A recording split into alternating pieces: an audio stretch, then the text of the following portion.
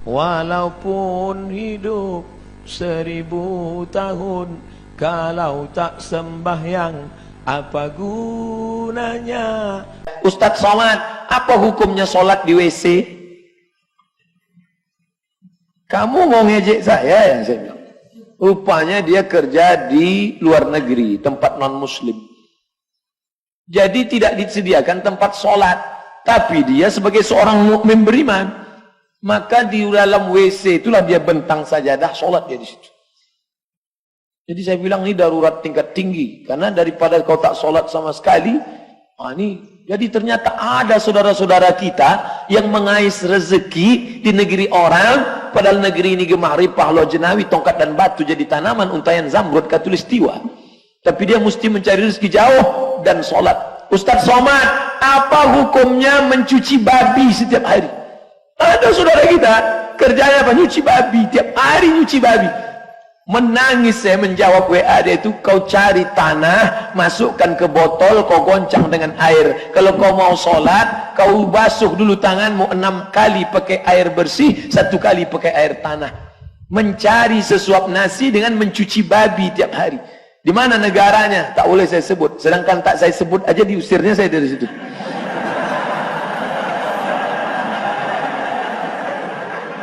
Ada. Berapa saudara kita yang di sana? 265.000 saudara senegara kita, darahnya darah sama kita, sama-sama seagama dengan kita, mengkais rezeki di sana. Tak bisa. Sampai ketika saya pulang di pesawat, duduk di sebelah saya, menangis dia. Ustaz, tolonglah Ustaz himbau negeri pemerintah kita supaya jangan lagi mengirim begitu susahnya. Saya bilang nggak bisa. Kenapa? Pengaturan. Tidak ada negara miskin di dunia ini. Tidak ada negara miskin. Yang ada adalah negara yang salah menggunakan sumber daya alamnya. Bapak Ibu ada di sini dengan rezeki yang halal, bekerja begitu indah, ada tempat ibadah, Masya Allah, Tabarakallah.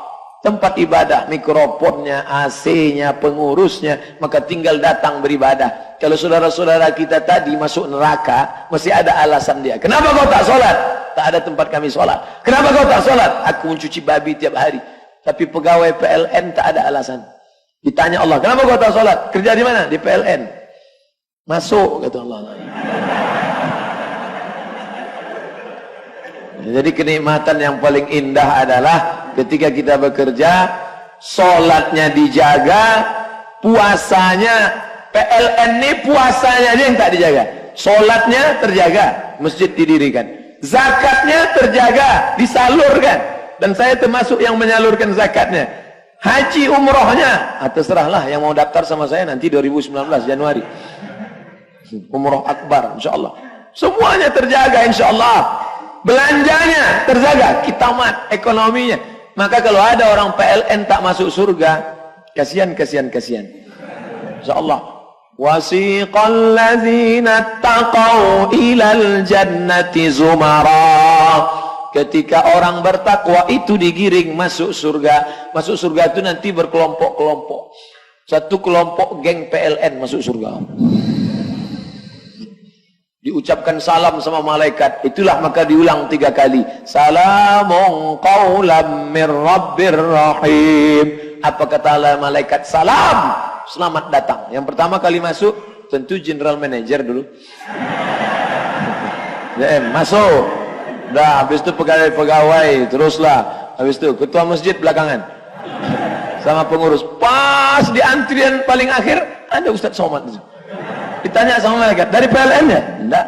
Kenapa masuk sini? Aku pernah ceramah sini sekali. Masuk kan? Masya Allah. Jadi rupanya yang masuk ke dalam surga itu adalah pegawai-pegawai yang punya dedikasi dan selama dia bekerja niatnya ibadah. Masuk jam 8 pagi, pulang jam 4 sore, nilai ibadah. Kenapa? Karena niat dari rumah, bismillah, tawakkaltu ala Allah, la haula wa la quwata illa billah, mencari rezeki yang halal. Maka insya Allah keberadaan bapak ibu di sini bernilai ibadah. Hanya saja ada ibadah mahdah, pure, original, murni ibadah. Salat, baca Quran, zikir, itu ibadah mahdah. Tapi ada ibadah ghairu mahdah yang tidak pure, bercampur dengan aktivitas. Tapi kalau diniatkan karena Allah, dia pun bernilai ibadah. Saya termasuk bangga terhadap PLN. Di mana-mana ceramah saya sampaikan tentang 2 masjid. Kenapa masjid yang lain Ustaz tak sebut? Saya tak ikut.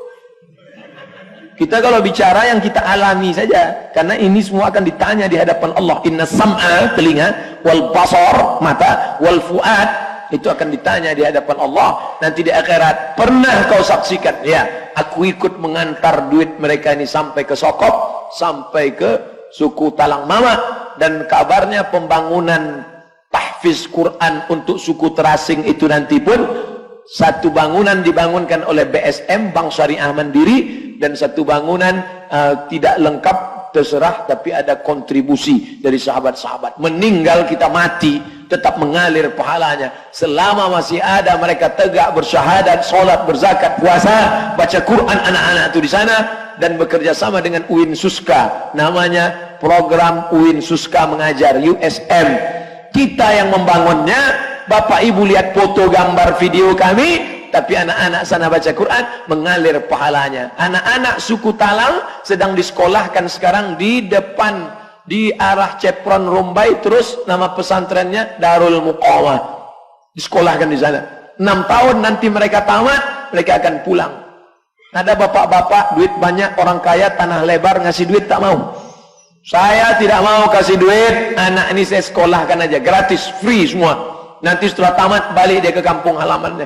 Pas saya sedang makan di rumah Pak Gubernur, jumpa rektor sekolah tinggi ilmu kesehatan, Ustaz Somad. Ya, saya lihat video Ustaz di suku pedalaman. Ya, anak-anaknya ada yang bisa sekolah perawat. Ada Pak, kirim 2 orang gratis sampai tamat. Nanti akan tamat jadi perawat, dia yang akan mengurus ibu-ibu hamil di sana yang melahirkan. Banyak ibu hamil meninggal tak tertolong karena susah melahirkan, karena masih pakai dukun beranak, pakai jin hantu jemalang tanah.